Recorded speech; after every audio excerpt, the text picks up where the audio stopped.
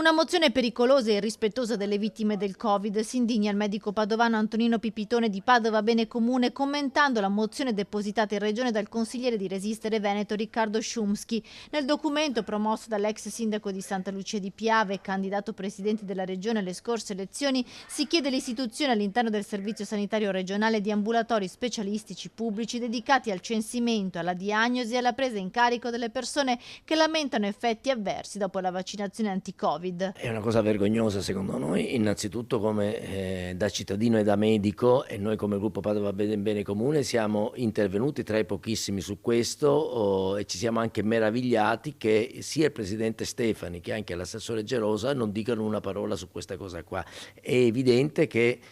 in questa regione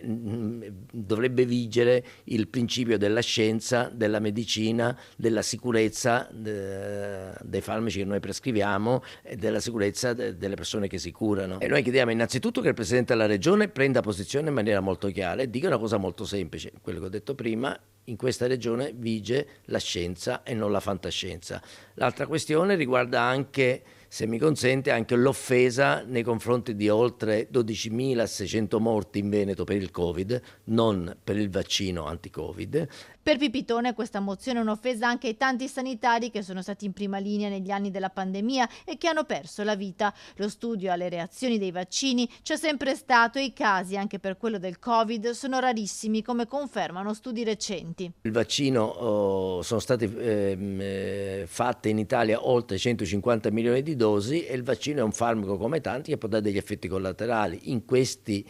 dal 2021 sono state fatte oltre 100.000 segnalazioni alla farmacovigilanza al sito nazionale AIFA. Di queste segnalazioni la stragrandissima maggioranza erano tutti effetti molto lievi, non ci sono state cose particolarmente gravi, non ci sono rischi per esempio per malattie del cuore come era stato detto, anzi si è visto, gli ultimi studi hanno dimostrato su milioni di persone che hanno fatto in Inghilterra, in America ma anche in Italia, è stato visto che c'è anche addirittura una prevenzione per quanto riguarda le malattie cardiache e l'ictus.